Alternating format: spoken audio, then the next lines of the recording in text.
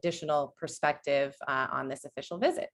So we will have moderated Q&A for the first part. I will then open it up for questions for Ambassador Shapiro from our viewers, and we will do the same for the second half of the discussion with former member of Knesset, Ksenia Svetlova, as well. So please do feel free to enter your questions into the Q&A box throughout the conversation. So, Ambassador Shapiro, let's dive right in. Thank you. Great to be with you. As a former ambassador, can you help give us a bit of context about the significance of these presidential visits and what can actually be accomplished on a trip like this that could perhaps not be done under normal circumstances or normal diplomacy? Thanks, and it's great to be with you. Thanks to everyone with J Street for your interest in following this important visit. I would say that a presidential visit like this one really has three essential purposes.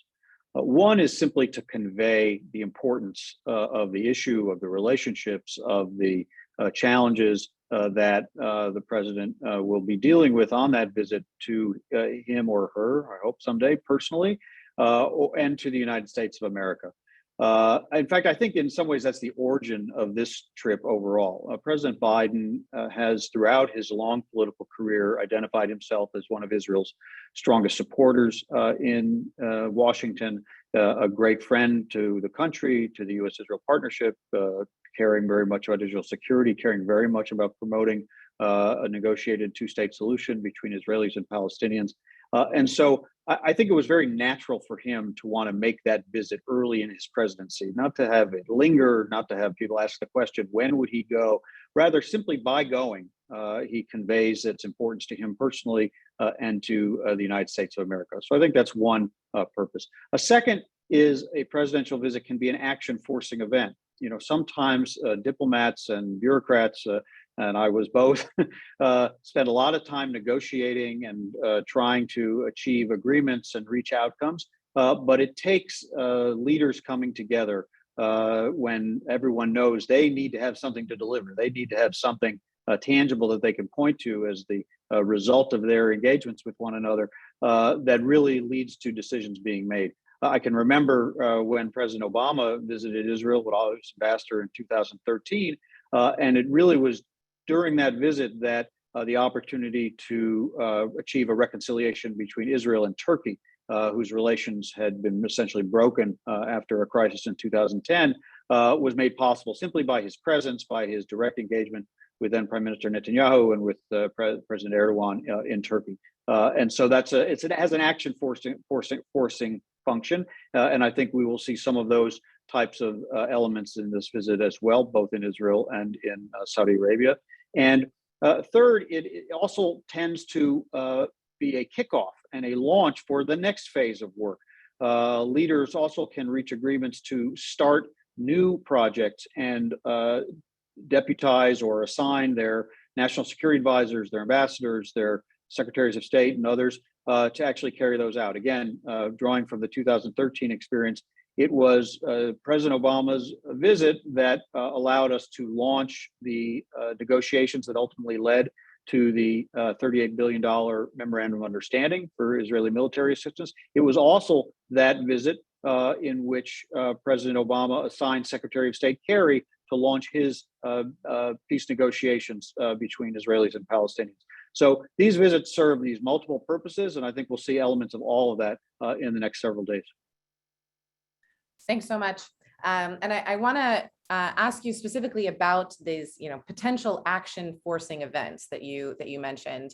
And we know, of course, that there are a variety of different competing priorities, from normalization process with Arab states, combating policies of de facto annexation, the visa waiver program, questions surrounding reopening of the Palestinian consulate, the U.S. consulate for the Palestinians in Jerusalem. If you were in this administration, how would you prioritize? What would you prioritize in these meetings or on this visit? And is there a danger on these types of visits of prioritizing some issues at the expense of others? And how would you navigate that? Sure. To state the obvious, and your question implies this, you can't do everything. And there's only so much bandwidth in a visit like this, or even over the course of a longer duration of a relationship. And so there has to be some prioritization. I think there are four key themes of this visit overall. First is to promote and advance the regional integration that is underway. That's represented by the Abraham Accords and the other normalization agreements between Israel and various Arab countries. It includes also Israel's now participation in CENTCOM, the U.S. military command for the region.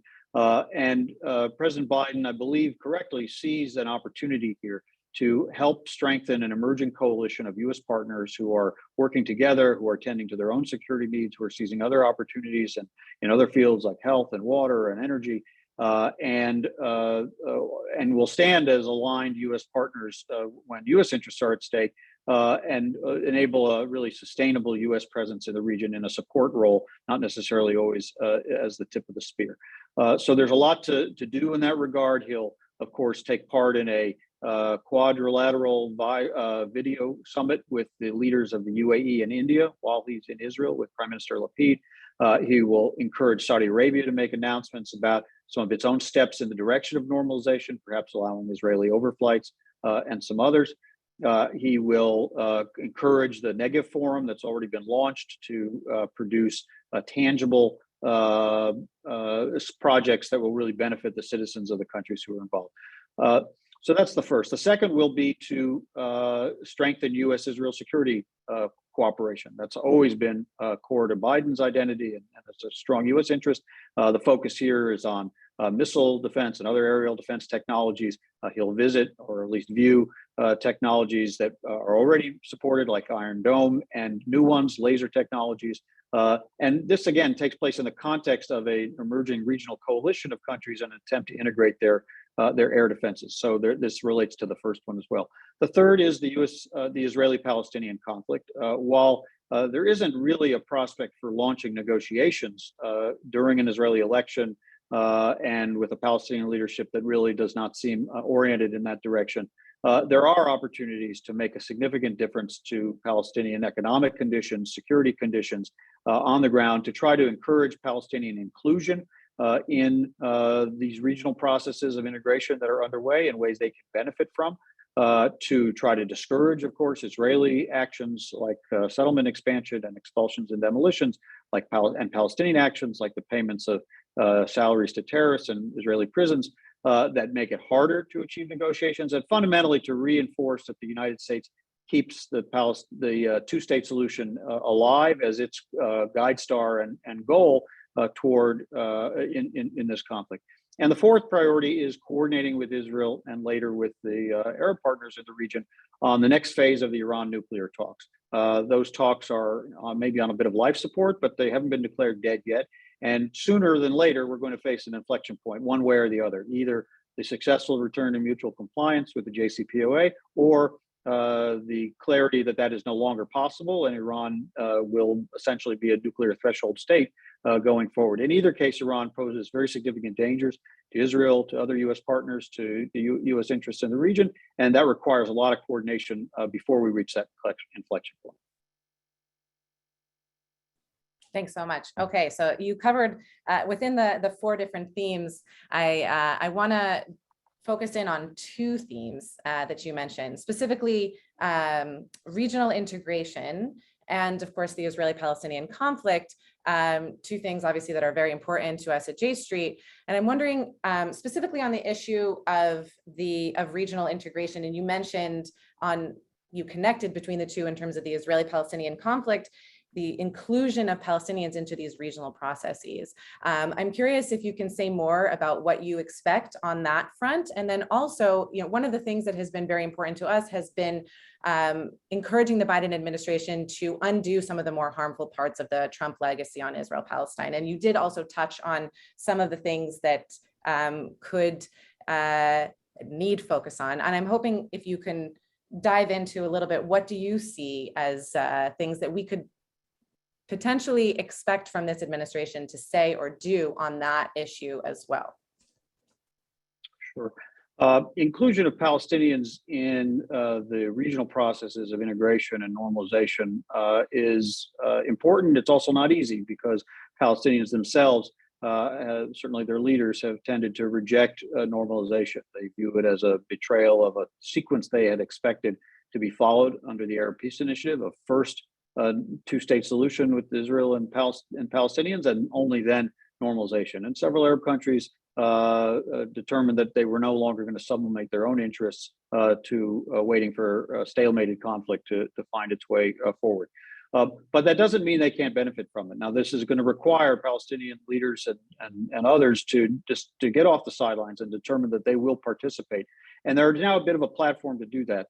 2 weeks ago, following the Negev Summit, which was held in March, there was a meeting of a steering committee of the Negev Forum, as it's now called, to chart the course of 6 working groups on health, education, energy, water, food, security, defense, and tourism, that the 6 countries who participated in the Negev Summit, now the Negev Forum, will take part in.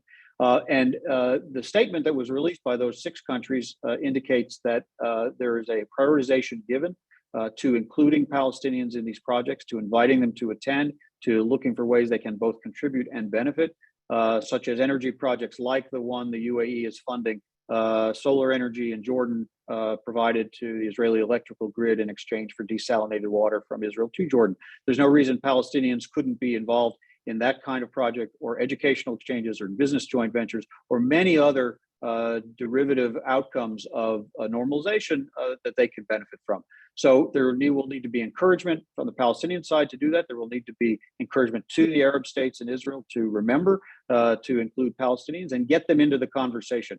That's an opportunity, by the way, once the Palestinians are at that table, for them and their Arab partners who still support a two-state solution. The United States will be there as well, to convey, not in a conditional way on advancing normalization, but as simply a fact of the matter, that as normalization proceeds, it's on an expectation that there will also be progress toward a two-state solution, and that these two processes move together in parallel in ways that reinforce each other, not sequentially and not one prioritized over the other. So I think there are some major opportunities there, but and I think President Biden will encourage both Israel and Palestinian leaders, and then later in Jeddah, the Arab leaders, to make sure that they're attentive to that. There are legacy decisions of President Trump's time in office that have done harm to the prospects for a two-state solution. I do not include in that the move of the U.S. Embassy to Jerusalem. I think the U.S. Embassy belongs in Jerusalem. That's Israel's capital, and President Biden has made there is no indication, and there will not be a decision to move that. But there could be, and he has pledged a decision to reopen an independent U.S. consulate that conducts its diplomacy, the United States diplomacy, with the Palestinian Authority. And I do think that's an important matter to get to. It hasn't been possible yet because it requires coordination with the Israeli government, which so far has not given its consent to that. There are a number of steps along the way to that have been announced or that will be announced, changing the reporting structure of the Palestinian office within the embassy that conducts that diplomacy and reports to Washington. Perhaps there will be an appointment of a Washington-based official who will conduct some of those duties. So these are the kinds of things that President Biden may be able to do that begin to walk back some of those damaging steps. President Biden's been very clear, I think, that settlement construction, whatever label one applies to settlements, is harmful and makes it harder to achieve and raises barriers rather than lowering them to eventual negotiations and a two-state solution. The same with demolitions and housing expulsions of Palestinians. Of course, he's also talked to Palestinians about their responsibilities, including on the prisoner payments. So there will be, I think, a significant effort to do that. There is some difference between the way the Biden administration and the way the Trump administration addresses those issues. But fundamentally, we are in a period when we, again, have to be realistic. Negotiations under the current leadership dynamics of elections and probably the jockeying that precedes a transition, leadership transition on the Palestinian side, is not a fruitful moment to actually bring parties to the table. If the administration tried hard to drag people to the table, I think it would end very badly. And sometimes that's punctuated even by more violence. Rather, this is a time to state clearly, as the president has done and will do, and this also differs from President Trump, that a two-state solution is the only outcome that can resolve this conflict, that can maintain Israel's Jewish and democratic character, that can meet Palestinians' legitimate rights for independence in a state of their own, that can serve U.S. interests in all those different regards, that is still important to many Arab states, both those that have already normalized with Israel and those that have not yet done so. And so by ensuring everyone understands that that's a U.S. priority and that the United States will be committed to keeping it alive, to laying the groundwork through institution building, through strengthening the Palestinian private sector, to preventing the negative steps any side takes that make it harder, I do think that's a significant change from the Trump approach, and some of those elements we'll see during this visit. Thank you so much for that very comprehensive response to both of those questions. I really appreciate that. I want to turn now to some of the questions from our viewers. I'm going to combine two questions that are focusing on the linkage between the visit to Israel, Palestine, and Saudi Arabia, and trying to understand U.S. interests in terms of is there a connection between, pressing Israel on these issues and successfully integrating Palestinians more into the regional integration and the Negev Forum, as you outlined? Do you see any linkage there in terms of how U.S. foreign policy and other interests that they might have in enhancing the relationship with Saudi Arabia? And what do you see as being the thing that they're really seeking to gain from this visit, also to Saudi Arabia, right after the visit to Israel? Well, it's in a way, they were two separate visits that are linked because of some of these regional processes. But as I said earlier, I think the origin story of the trip was President Biden feeling it's very natural for him to come to Israel to convey the things he has always felt and said about the importance of this partnership to him and to the United States. And so that was likely to happen anyway. I'm not sure the visit to Saudi Arabia would have happened if not for some of the other things that are happening in the world, and particularly the war in Ukraine. What became clear in the early months of that war was that the situation that the U.S. and Saudi relationship had arrived at, which was a rather dysfunctional period of a significant mistrust and doubt about each other's partnership, was really becoming very harmful to U.S. interests. Now, there's a lot of reasons for it, and President Biden has been very outspoken, appropriately so, on his outrage over the murder of Jamal Khashoggi, on his feeling that the United States most naturally partners with fellow democracies, and obviously Saudi Arabia is not one. But it is also true that historically, the United States and Saudi Arabia have had a partnership. It has a transactional nature to it. The United States providing security guarantees or assurances, Saudi Arabia being the contributor of energy to stabilize global energy markets. And there is a logic to it, but especially a very profound one during this war in Ukraine. It seems to me that what ultimately led President Biden to say, despite the harsh things he has said about the Saudi leadership, despite his frankly career-long skepticism about this partnership, long before MBS was on the scene, long before Jamal Khashoggi was murdered, he had some of that skepticism. And in some ways, it's very profound that he would make this decision to travel there in any event. I think what he understood was that what is necessary at the moment is a stable relationship in which the United States will indeed provide reassurances about its willingness to help Saudi Arabia defend itself from the very legitimate threats it faces from Iran and from its proxies, particularly the Houthi in Yemen. But it also, in return, needs to know that Saudi Arabia will align itself with U.S. interests, particularly when those interests, those core strategic interests, are threatened by our global rivals, Russia and China. And in the context of the war in Ukraine, that does mean increased oil production above the OPEC plus quotas that Saudi Arabia had originally restricted itself to. Not in order to lower the price of gas at the pump, while we would all like to see that happen. That's not going to be a near-term result of this visit, but rather to toughen the bite of sanctions against Russia and to make non-Russian energy supplies available to European markets.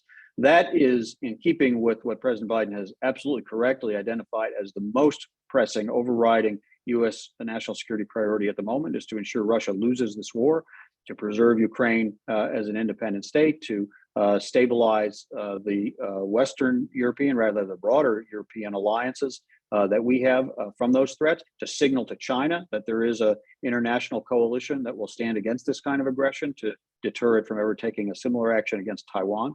And in this regard, having Middle East partners, the UAE is one as well, but particularly the Saudis in this context, because the partnership had gotten so fraught, standing and aligning themselves with the U.S. And in this context, providing that additional energy production. That to me is why he has added that stop on this trip.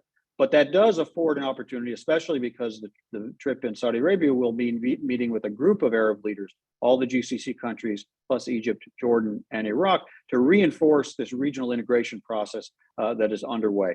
When Israel and the U.S.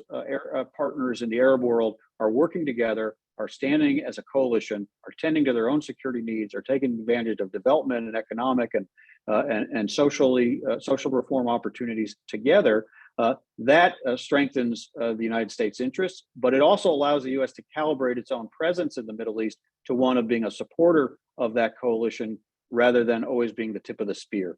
3 consecutive administrations, Obama, Trump, and Biden, in different ways have all communicated and been understood in the region as not wanting to get pulled deeper into Middle East military entanglements. That doesn't mean we're leaving. It doesn't mean we're withdrawing. And I think sometimes that fear is exaggerated. But what President Biden said in the op-ed he published in the Washington Post was that he's the first president in 20 years to visit the Middle East and not have to visit American troops in combat zones, and he intends to keep it that way. The way to keep it that way is to have the United States with sufficient presence to help defend its partners and its interests, but also to enable them to be in the lead in their own defense. That's a way of calibrating the U.S. presence that's sustainable and that it will can have bipartisan support for the long term. So all of these things do merge together, even though the 2 origin stories of the 2 stops on the visit are actually quite different.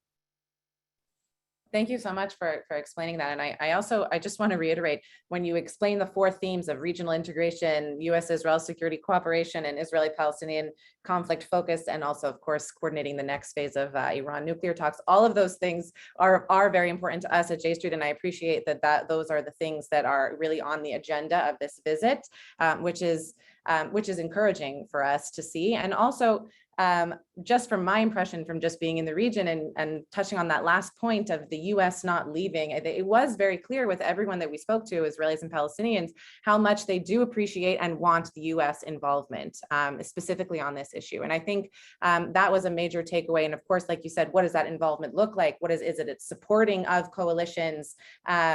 And I think that is a priority for everyone in the region. And so we are, obviously looking forward to seeing how this visit plays out. And I really appreciate you being with us and sharing that analysis and helping us to, break down the focus of this trip. We are now going to be joined by former member of Knesset, Ksenia Svetlova.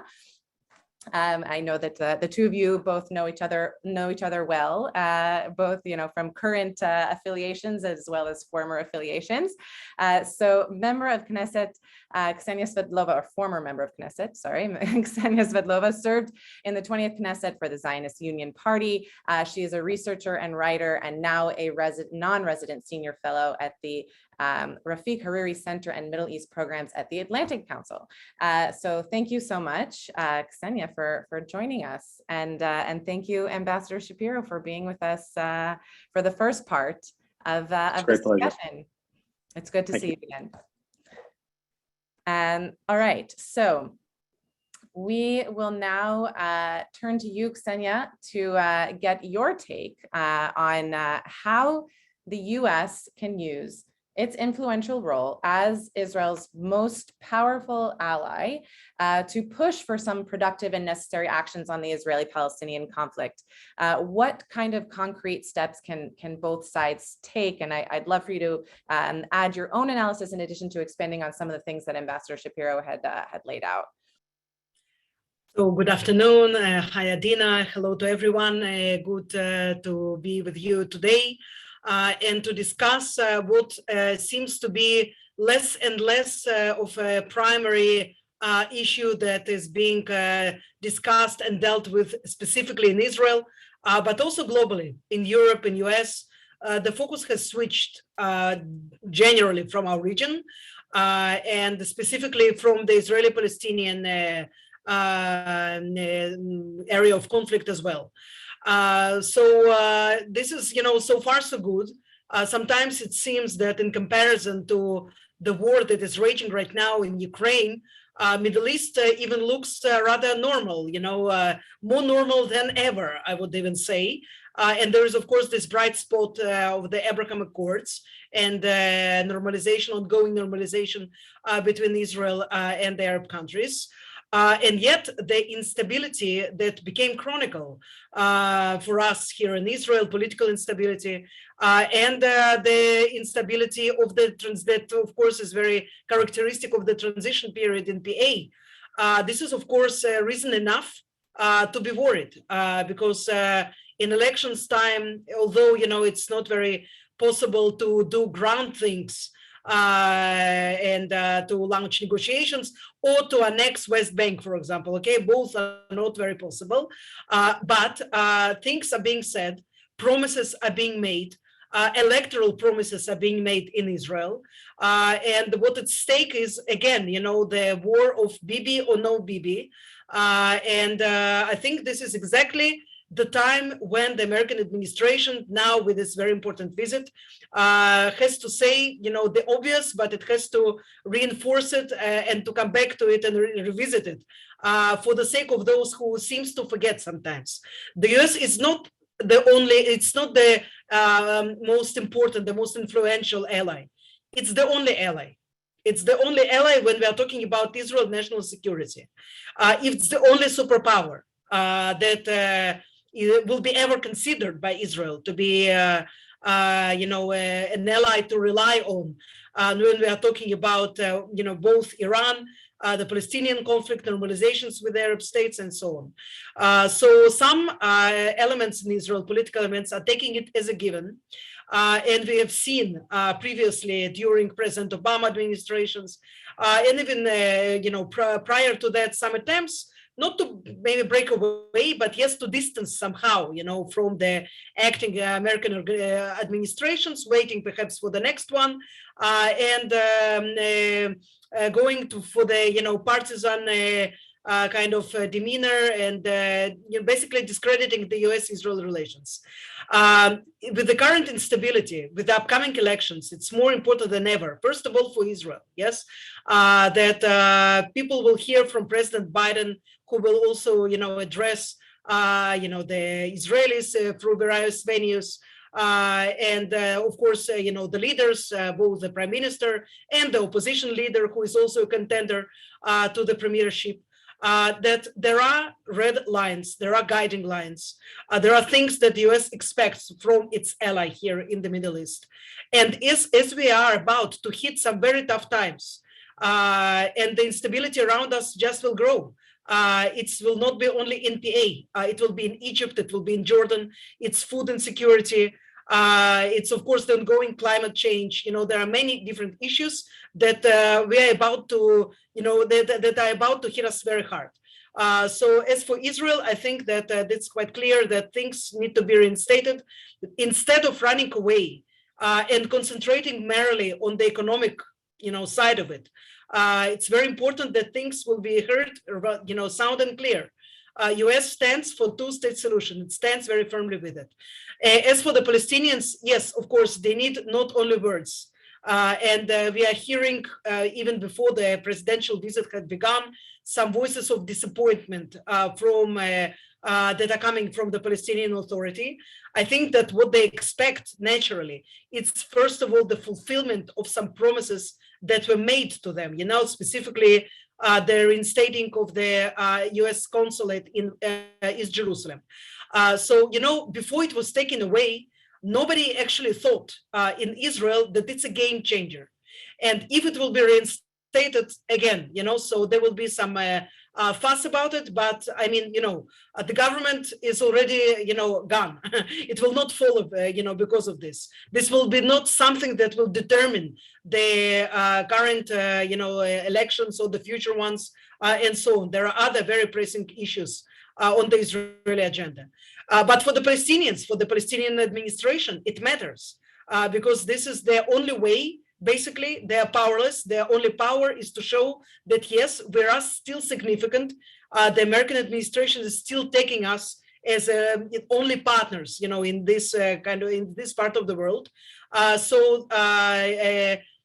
Not, without, disregarding the other steps, economic steps, the money for the Palestinian hospitals in East Jerusalem. Yes, it is important.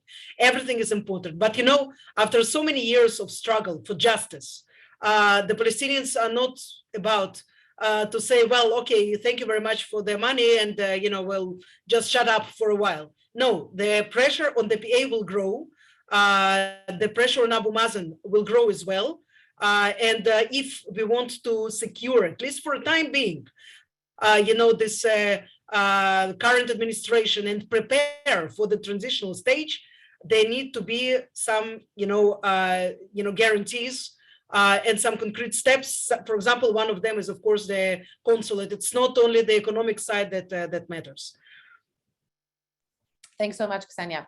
I want to ask you specifically, you of course mentioned the political instability in Israel, and I'm very curious to understand, you have Yair Lapid as caretaker prime minister now. Of course, there are things that could be prevented or advanced during this period of time, but do you see this instability having long-term potential impact on the policy outcomes from this trip? Do you think that things that are stated now, to follow up on what Ambassador Shapiro said in terms of action forcing events, will they be stalled because of this political instability?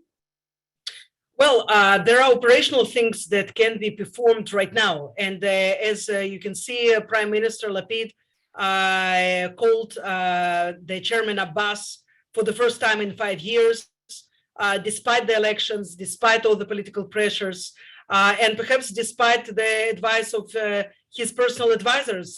Some of them, I happen to know them, and and they believe that too close to the any Palestinian political figure, is dangerous for the political future in a country like Israel. So nevertheless, you have the very important negotiations that are ongoing between the Minister of Defense, Benny Gantz, and between the Palestinian leadership, Hussein al-Sheikh, and also Mahmoud Abbas himself. You see some things that do not require legislation, and they are ongoing. The question is, of course, what will be happening after the elections, whether Israel will continue to another. We are used now to the term endless wars. So for Israel, it's endless elections. Whether we will be going to another spin of elections, or there will be some kind of government that will be formed. And this uncertainty, of course, it is dangerous, it is damaging. But since we are not talking about something grand, we are talking about specific steps that are right now designed to stabilize the Palestinian administrations. This is the priority at the moment. This, and then, of course, keeping the hope and keeping the promise of the American administration to continue to support the two-state solution and make Palestinians feel that it's not merely words, but there are concrete steps behind this. I'm very much afraid that, that right now, although, there was some financial promise that was given to a few organizations that promote normalization, I've been engaging with these organizations and the dialogues for many years. From what I hear right now, from personal friends, from people whom I have been engaged for many years, there is not much probability to return to what was ongoing process in the 2000s. Things have changed, and without making some concrete steps in regards in policy that will be included in the Israeli policy towards the Palestinians. These are some of the things that are things to do, like to increase the permits, for example. Some of these issues, can have something to do with Israeli policy towards the sea territories. This is very important. The Palestinian Sea is as a base, basically as a fundament to any future negotiations, any future dialogue, and so on. And some of these issues are just not something that the Israeli government should refrain from doing. Expanding settlements, approving new foreposts, settlement foreposts.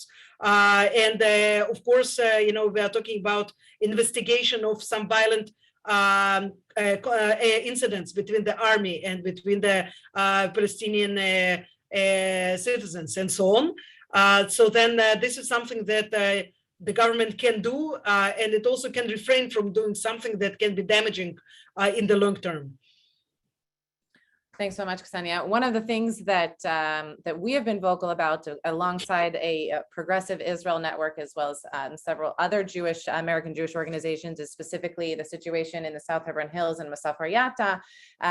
That being an issue in which we would love to see the president making a strong statement to help prevent the evacuation of those and the displacement of those Palestinian residents in the South Hebron Hills and Masaf Yatta. So in terms of things that, putting some pressure on Israel about things that they could just not do, that is one of the things that has received a significant amount of attention here in the United States within the American Jewish community, and of course on Capitol Hill as well. There was a bicameral letter signed by 80 members of Congress on this issue.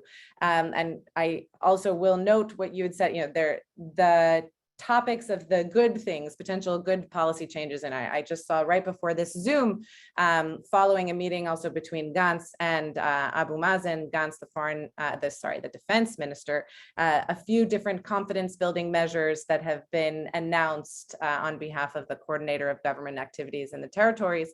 I'm wondering, how much do all of those things actually signal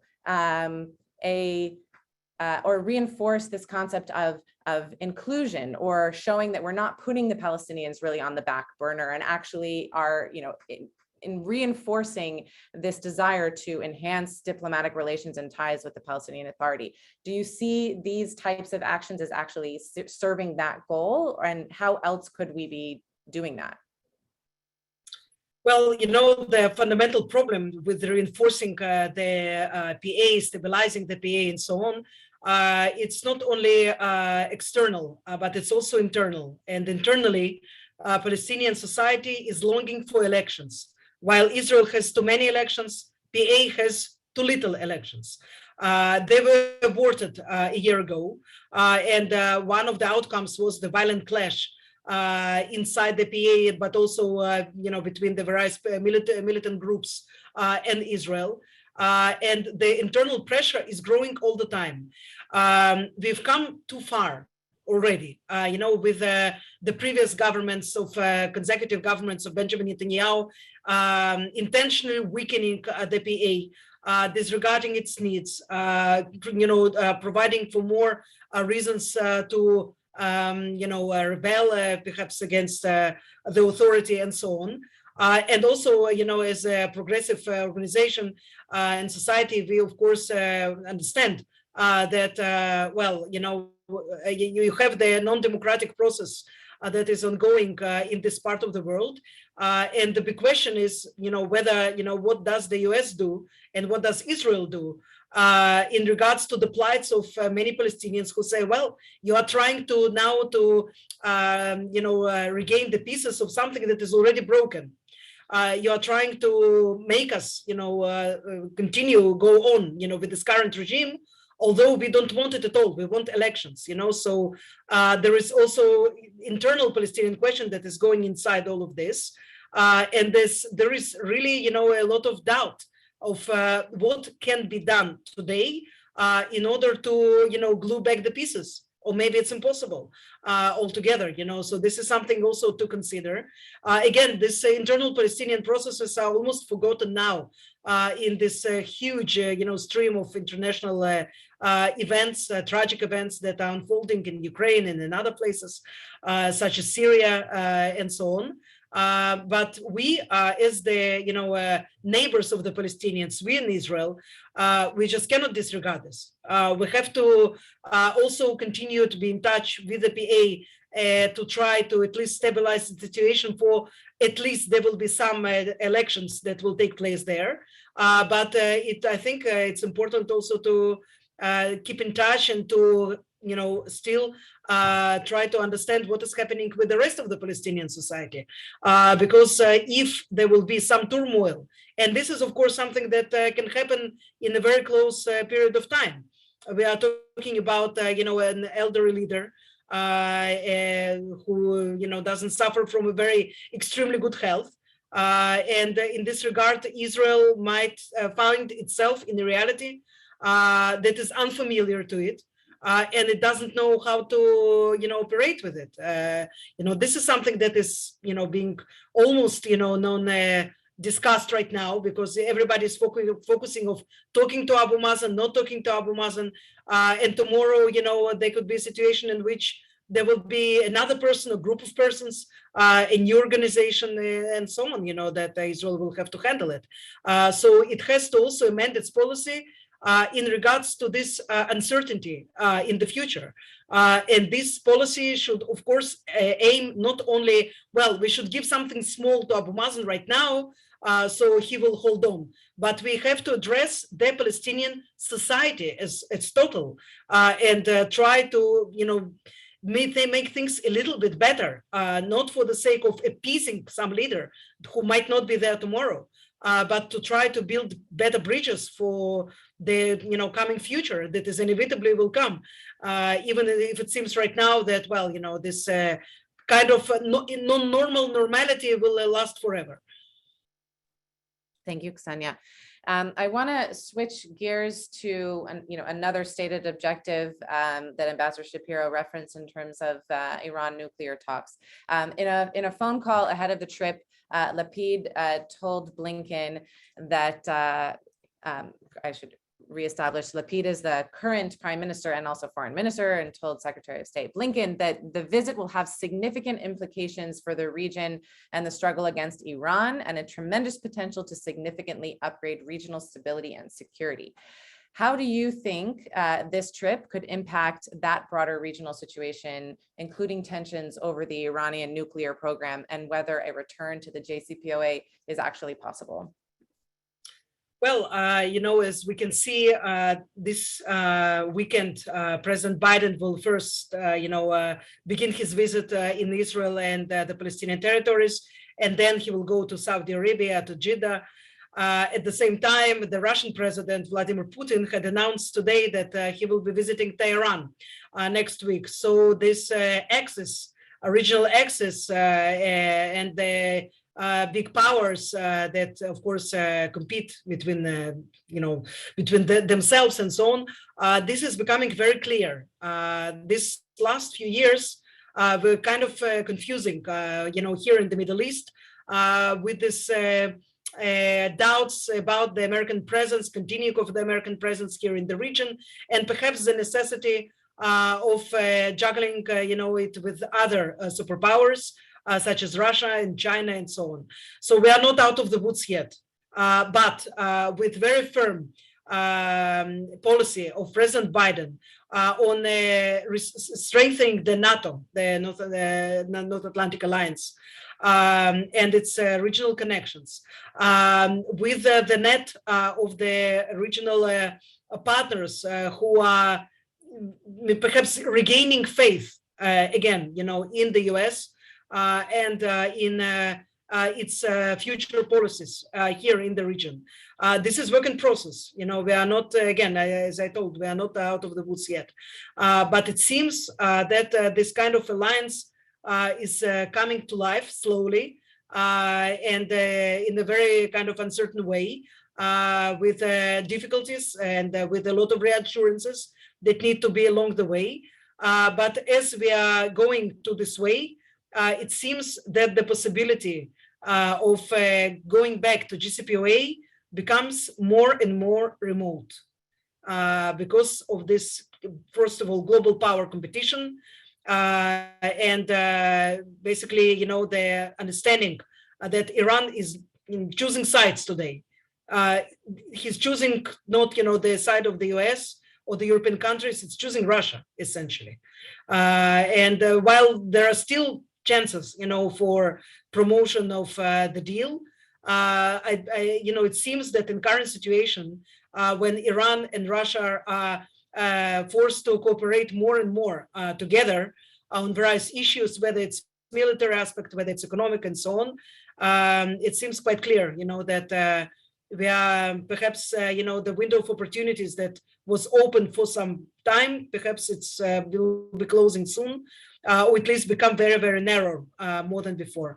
In regards, in regards to how, things look like, from Israel, well, the majority of Israelis were against, I'm talking about leadership, political leadership. They were very much against the JCPOA.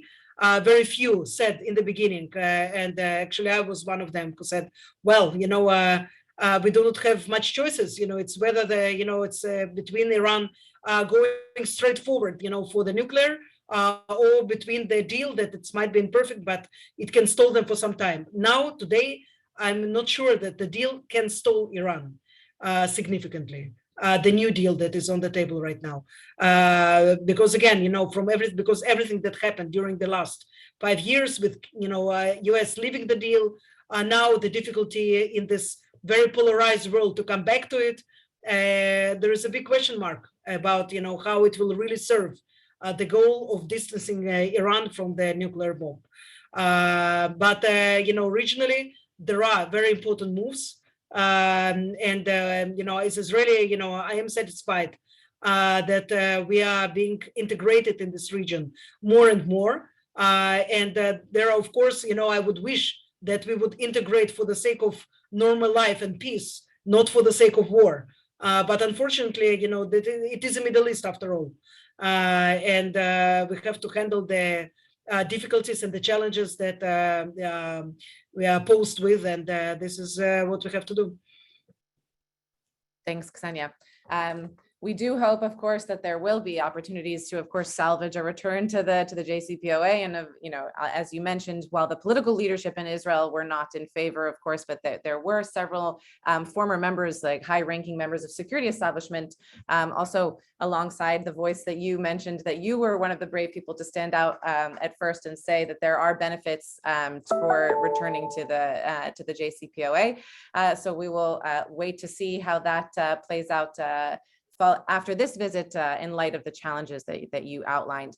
And I would like to ask you, you mentioned in the beginning, of course, that the US needs to be very explicit about certain red lines, and also mentioned there are certain actions that can be taken to show both Palestinians and Israelis that the US is still committed to a two-state solution and to establishing a political horizon on this issue for Israelis and Palestinians. Can you summarize for us, I know you mentioned specifically the consulate, what would be the priorities for you to make that very clear?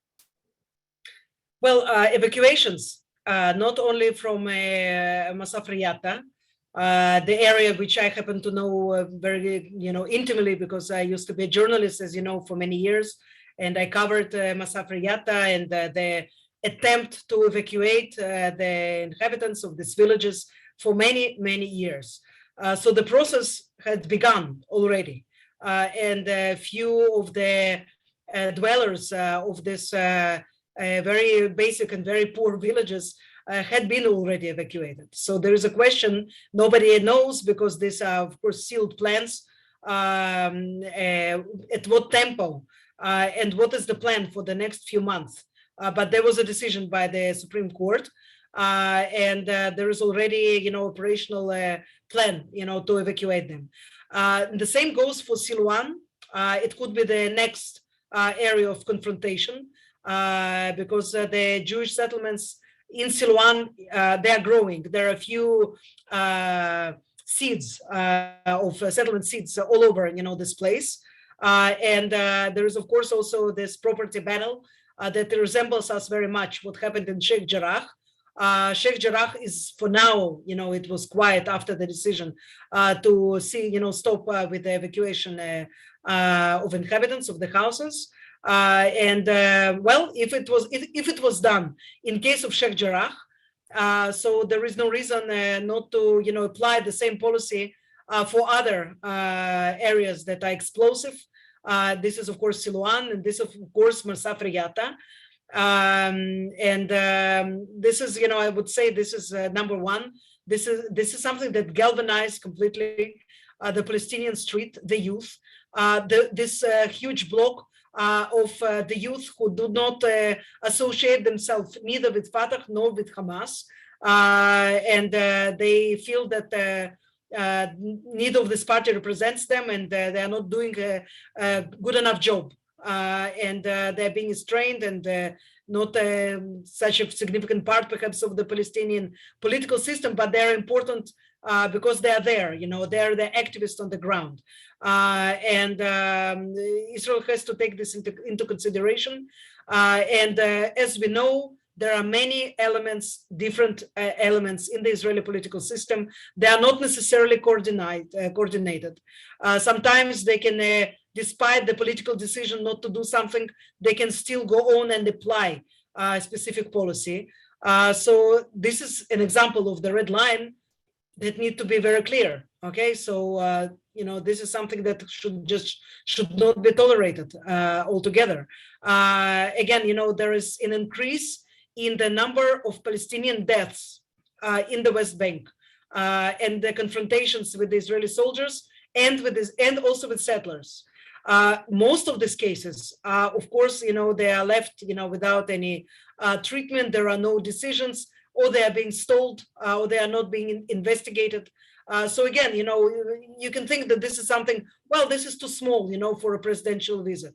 But there are ways for president, even not if he's not talking directly, there are ways to inform the Israeli political leadership that this kind of policy is unacceptable.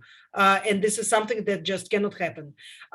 In regards to the sea territories. Okay, so this is not a red line, but this is rather the recommendation to what Israel should be doing. It should be stopping harassing Palestinians there, destroying, their clinics, destroying the schools, destroying their houses that were built there without permission.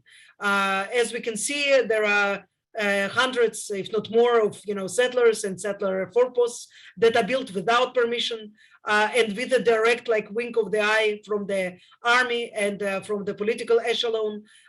So again, this policy of preferring specific population in the occupied territories, it should be withheld.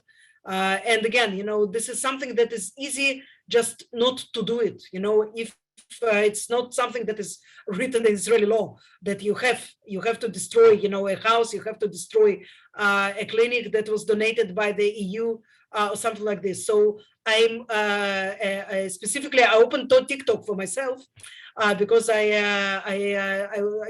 like to see the public opinion through the TikTok videos that are circulating between Israeli Arabs of 48 and between the Palestinian Arabs in Palestine, and you see there is galvanization of the public opinion by even the smallest things that never come into the public attention in Israel. We do not know that it happens, but they know, and in the situation in which you can throw a stone and you will have an explosion, full-blown explosion, you have to be especially careful about this.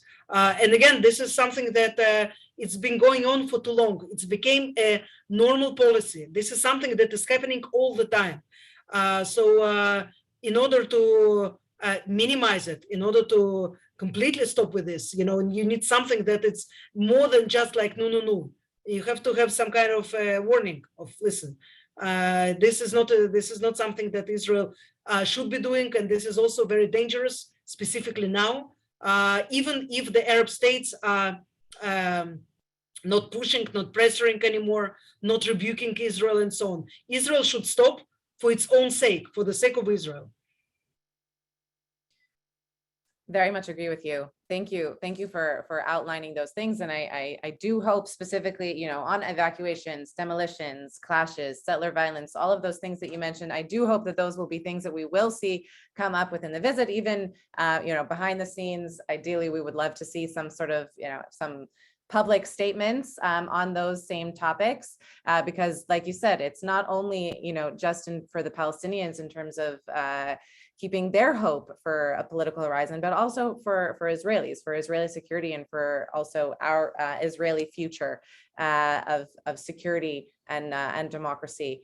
So I want to thank you so much, Ksenia, for being with us this afternoon, and specifically on that topic of Masaf Aryata that we mentioned, and that we will be having a joint webinar together with the Progressive Israel Network that will provide additional information on Masaf Aryata on Thursday, and my colleagues will drop the link in the chat to register for that webinar. We'll have the opportunity to hear from B'Tselem, from the Association for Civil Rights in Israel, Active Stills, and New Israel Fund to understand the latest developments on the ground on that specific issue. And again, I really appreciate you taking the time, and of course also Ambassador Shapiro, to help us understand what we might expect, and also analyze some of the things that we would like to hopefully come out of the visit. And I look forward to seeing how things play out, and wish you all a enjoyable day, and stay well. Thanks so much. Bye-bye.